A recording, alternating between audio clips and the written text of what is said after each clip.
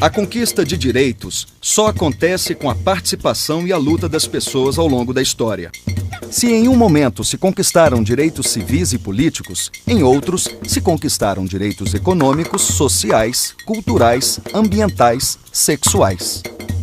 Todos esses direitos são universais, do que são para todos, indivisíveis, não se separam e interdependentes, estão todos relacionados entre si. Conhecer momentos dessa história é importante para ver no presente o que existe do passado.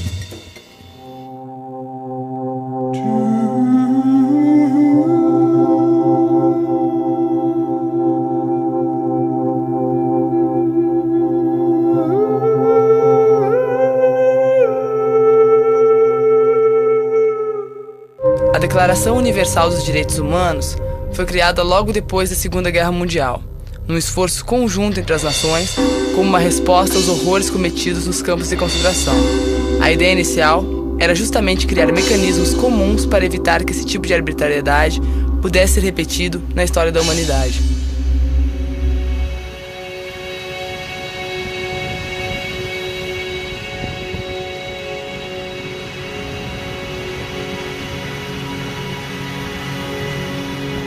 Bem, meu nome é Franz Kreisberg. Cheguei no Brasil em 47. Cheguei no Rio de Janeiro. Dormi na praia, porque não tinha e não conhecia ninguém, não sabia falar essa língua. E eu não tinha R$1 para comer. Não foi fácil, mas eu já estava mais ou menos acostumado à guerra.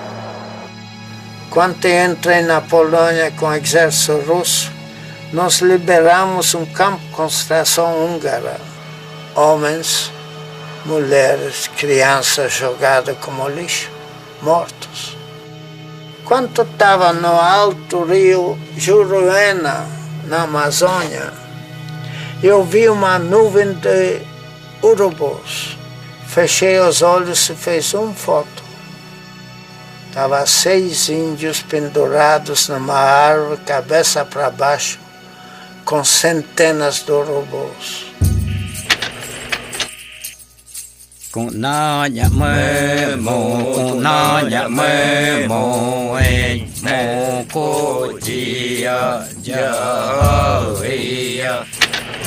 Quando o português chegou, debaixo de uma bruta chuva, vestiu o índio. Que pena! Fosse uma manhã de sol, o índio tinha despido o português.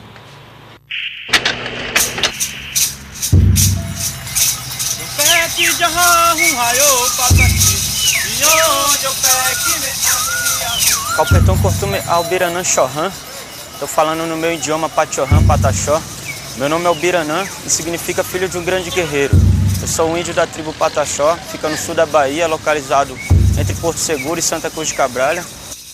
Nosso povo Pataxó tem 500 anos e 7 de contato com a civilização, mas até na década de hoje a gente ainda mantém a nossa cultura e a nossa tradição. Mas só que na cidade é muito difícil para uma pessoa, um não índio, ver um índio, já olha para ele de outra forma, né? Ah, também é uma desgraça de um índio, né? Vai pra mata, índio, o lugar de índio é na mata. Mas aí eu falo, né, que o lugar do índio é onde ele quiser, onde que ele achar melhor. Sei que foi na mata que a gente nasceu, mas às vezes a gente tem que sair para a cidade também para a gente tá aprendendo os costumes do não índio também, para a gente poder estar debatendo contra ele também, né? Não em forma de agressão, mas sim em forma de palavra, que é esse o respeito que o índio tem.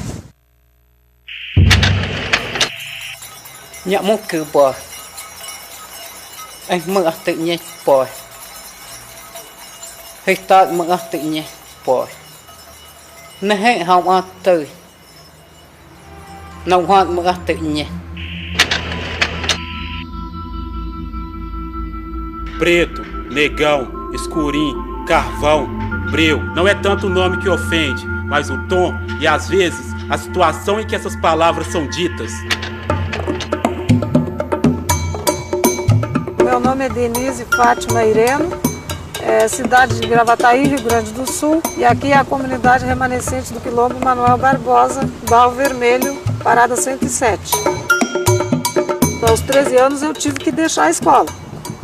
Não porque eu quis, mas porque fui expulsa da escola. Passando no corredor eu ouvi quando a diretora falou, né, que a escola deveria ter só brancos e não ter negros na escola. Eu fiquei indignada com aquela atitude dela, porque ela ia me botar de castigo. Eu subi em cima da classe e gritei para ela que ela era uma professora racista, que aquela escola era uma escola racista. Aí ela disse que ia chamar a minha mãe, que a partir daquele momento eu não estaria mais naquela escola e em nenhuma outra mais.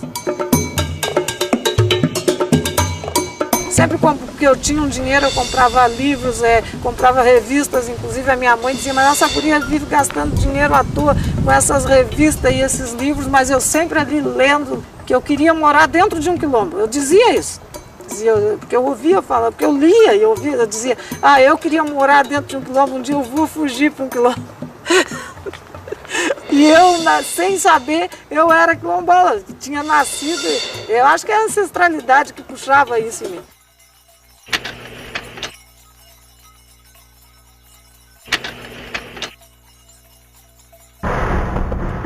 Quando era colônia da França, o Haiti, na América Central, fundou a primeira república negra da era moderna, a partir de uma revolução de escravos. Ironia da história.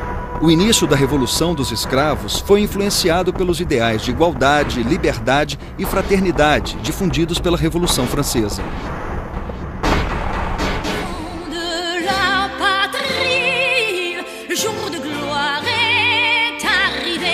A Revolução Francesa, por sua vez, foi influenciada pelos ideais difundidos pela independência americana. Liderada pelos chamados burgueses, entre eles comerciantes, médicos e advogados, e contando com a participação de trabalhadores da cidade e do campo, a Revolução Francesa derrubou o antigo regime, a autoridade e os privilégios da igreja e da nobreza. Os representantes do povo francês, constituído em Assembleia Nacional, considerando que a ignorância, o esquecimento ou o desprezo dos direitos do homem são as únicas causas das misérias públicas e da corrupção dos governos, resolveram expor, numa declaração solene, os direitos naturais, inalienáveis e sagrados do homem.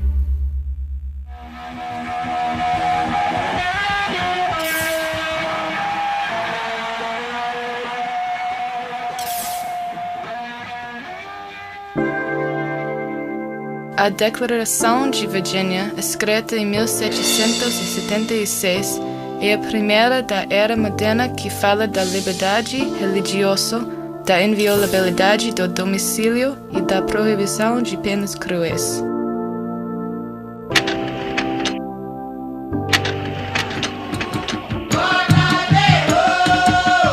Carta de lei, pela qual Vossa Majestade Imperial manda cumprir e guardar inteiramente a Constituição Política do Império do Brasil. Artigo 7º. Todo cidadão tem em sua casa um asilo inviolável.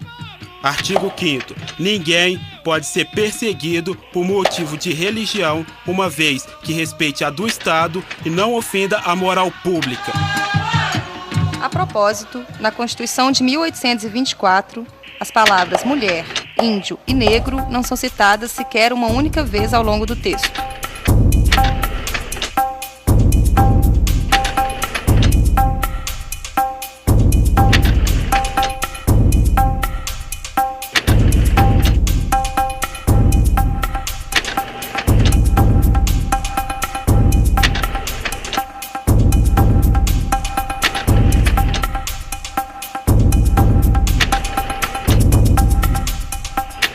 Artigo 1º. É declarada extinta desde a data desta lei a escravidão no Brasil. Artigo 2º. Revogam-se as disposições em contrário. Na Constituição de 1891, a primeira depois da abolição da escravidão e da Declaração da República, as palavras mulher, índio e negro não são citadas sequer uma única vez ao longo do texto.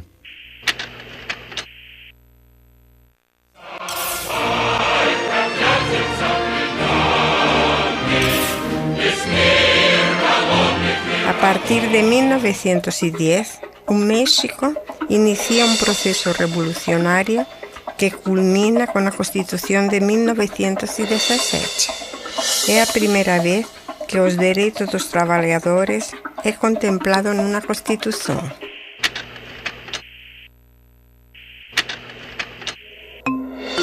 A Constituição Brasileira de 1934 é a primeira em que todos os brasileiros são considerados iguais perante a lei. É também a primeira que dá especial atenção aos direitos do trabalhador. A Constituição de 1937 prevê a pena de morte para casos políticos e marca um período autoritário no Brasil.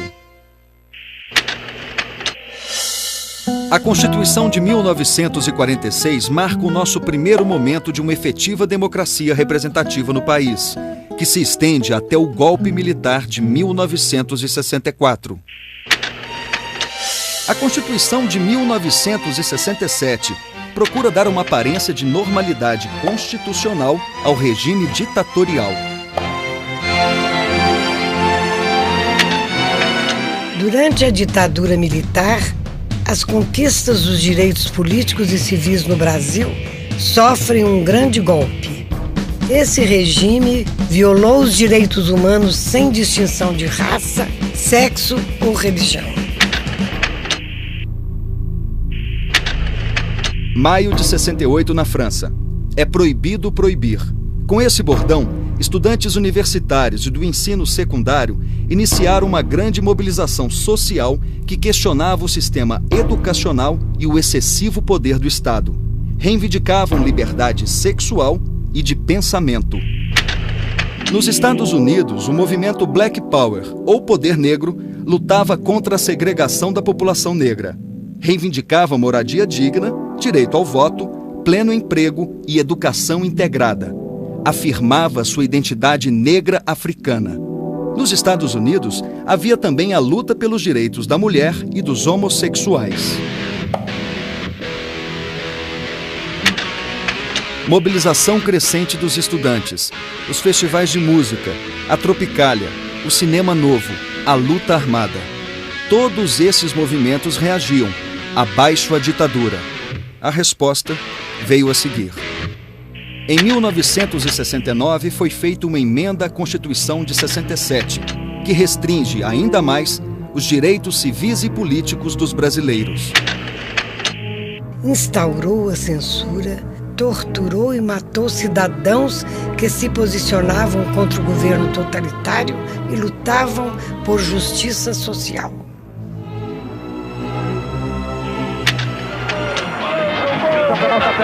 Pelé dominou, Carlos Alberto de Salines, correu, Carlinhos atirou. Eu e meu pai fomos presos juntos, fomos torturados juntos e ele continuou sendo torturado até o dia seguinte à noite, dia 17, quando eles mataram meu pai. Só que os jornais daquela manhã já anunciavam a morte do meu pai quando ele ainda estava vivo. Então, quer dizer, ele morreu em tortura. E eles montaram a farsa de um tiroteio. De um tiroteio que não houve.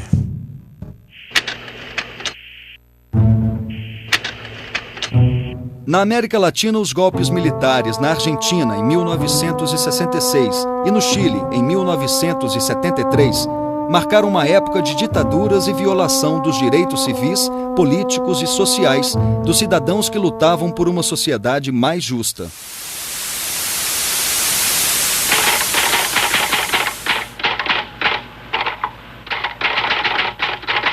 Tá gravando? Severino, estão dizendo que você não fala. Diga alguma coisa para o povo brasileiro. Não, o povo brasileiro está precisando de feijão, arroz, farinha e carne seca. Eu desejo dizer aos extremistas que as greves são coisas normais, que o país não está ameaçado de nenhum ato de subversão.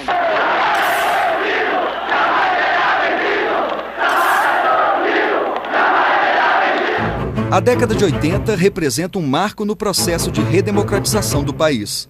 Os movimentos sociais, contestando a ditadura, se organizaram e reivindicaram o direito a ter direitos.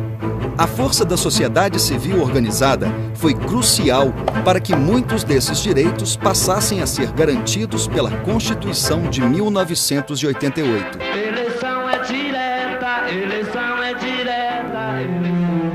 A Constituição de 1988 definiu a função social da propriedade. Garantiu o reconhecimento da propriedade definitiva dos remanescentes quilombolas, demarcação das terras dos povos indígenas, proteção à violência doméstica contra mulheres e crianças, dignidade e qualidade de vida aos idosos. Crianças e adolescentes são reconhecidos como sujeitos de direitos. O acesso da população a todos os direitos sociais. A Constituição pretende ser a voz, a letra, a vontade política da sociedade rumo à mudança. Que a promulgação seja o nosso grito. Mudar para vencer. Muda, Brasil! Muda, Brasil!